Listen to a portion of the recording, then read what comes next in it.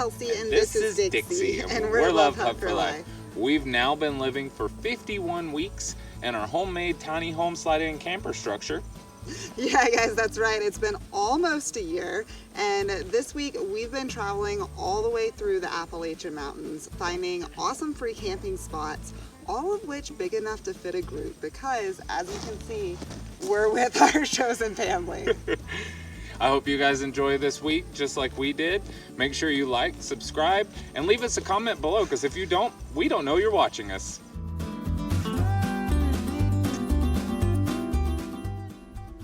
When we left you last week, we were hanging out with our chosen family tribe in the Jefferson National Forest. Tati had showed up the night before, and we were all excited to wake up to Mary's biscuits and gravy.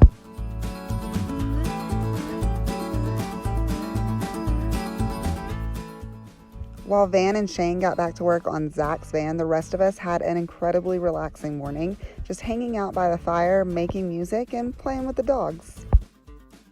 Then me and Mary made our way into town so that we could finally get this video uploaded. Guys, I know that our Saturday videos aren't coming out on time, but it's pretty hard to find service up here. We traveled about an hour out of our way just to get it uploaded. They made it back before dark, and I was pretty excited, seeing I had killed the truck batteries while charging my power tools. We managed to get it started and decided to take over Shane's workbench and turn it into a card table / place to hold shots.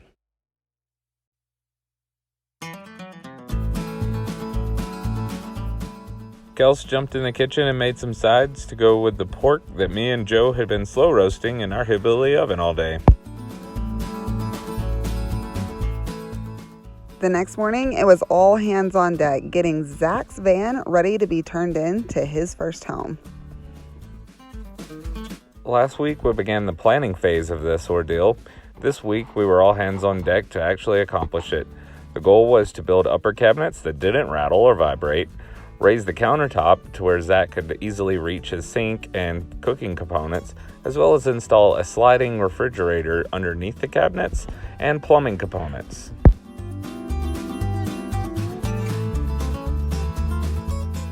We all worked really hard that day, but it was going to take a lot more than a day to accomplish, and it was time for all of us to take a break, make some hobo stew, and chill out around the fire.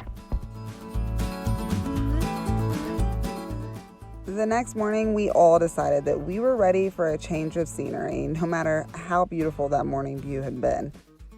Dixie and I stayed in the house, got everything strapped down, packed up, and ready for travel. But once we got outside, we realized it wasn't going to be that easy. Our battery was dead again. Mary to the rescue.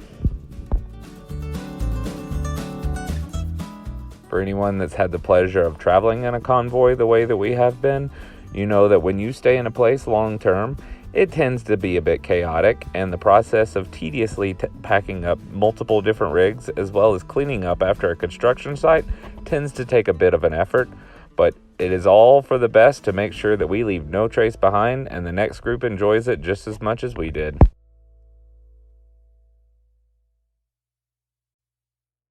We were back on the road, headed back down that mountain with our caravan behind us. Because we were so far out of cell service range, we actually had to travel all the way to Wytheville, Virginia, just to meet up and decide where we were headed next. Ever wonder what it looks like when we go under a 13-foot 7-inch bridge?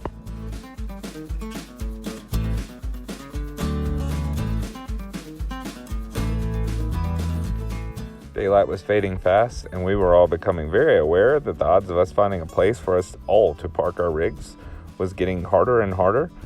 Joe proclaimed that he had a safe place for us to go. We went south and wound up at Joe's cousin's house in Warrensville, North Carolina. Joe did his best to explain what the Love Hut was and how it was going to fit in his driveway, but Butch was elated to actually see the process unfold.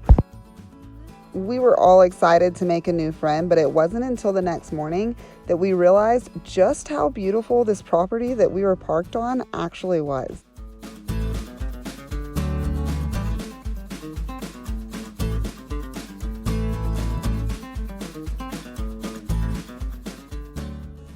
That's the new river over there with pumpkin and Christmas tree fields right in front of that beautiful mountain view.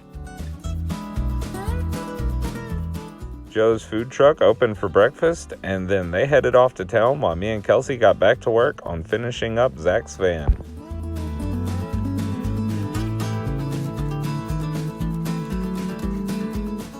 I think they were all excited to see the progress that we had made while they were gone, and we celebrated that night by eating steaks that they had picked up in town. Next morning was a foggy one, but we didn't waste any time getting back to work. Between Shane's carpentry skills and Mary's artwork, these cabinets are turning out so freaking cool. And what an awesome place for all of us to hang out while he gets that accomplished. Me and Zack climbed on top of the van to reseal the vent fans to make sure none of those pesky leaks happen that we all love to hate. Meanwhile, Joe and I sat around playing with his new drone, learning how to fly it and exploring this absolutely beautiful scenery around us.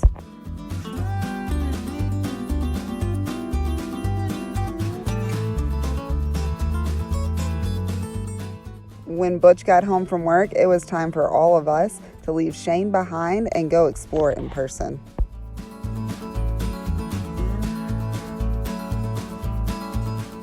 Brought us down to one of his favorite fishing spots, and we got to witness one incredible sunset over the mountains.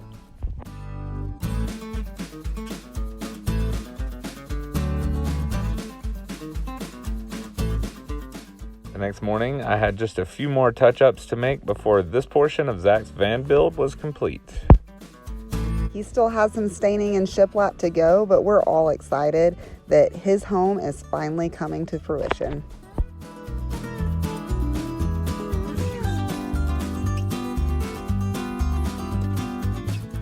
Meanwhile, I got our home cleaned up, packed up, and ready to go because we were all ready for some more adventure.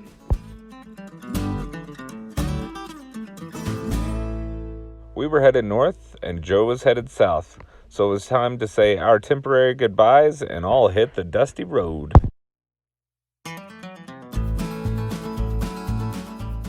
Yes, this parking spot was beautiful, but that is not the only reason that it was going to be hard to leave.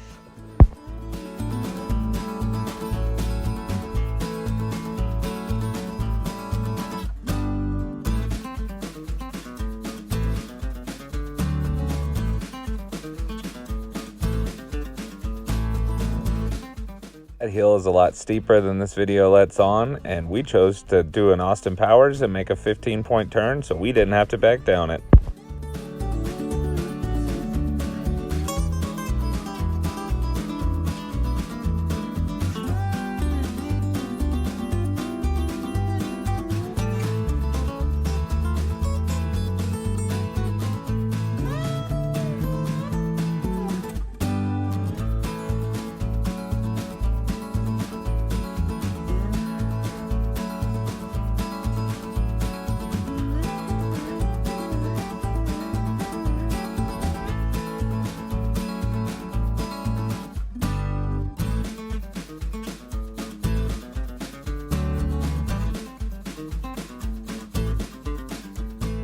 It was a little hairy there for a minute, but we managed to make it work.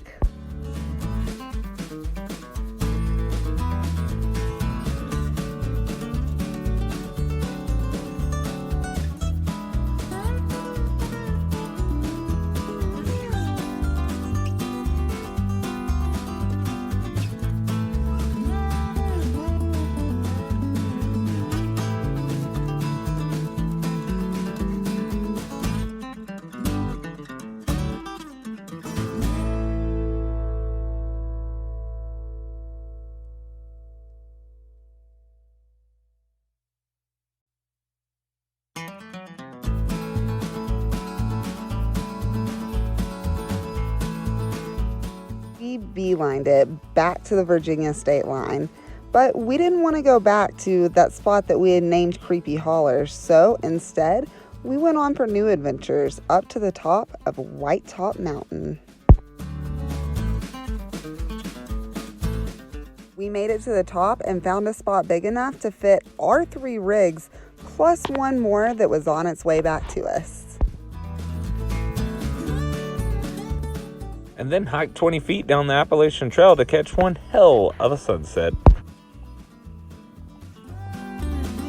Mary got to work on some sloppy joes while I handled the bodacious barbecue beans with absolutely gorgeous views from 360 degrees out all of my windows.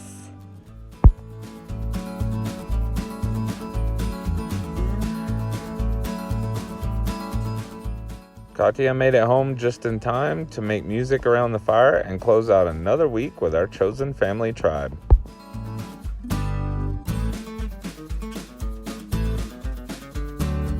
I hope you guys enjoyed this week's video as much as we enjoyed making it for you.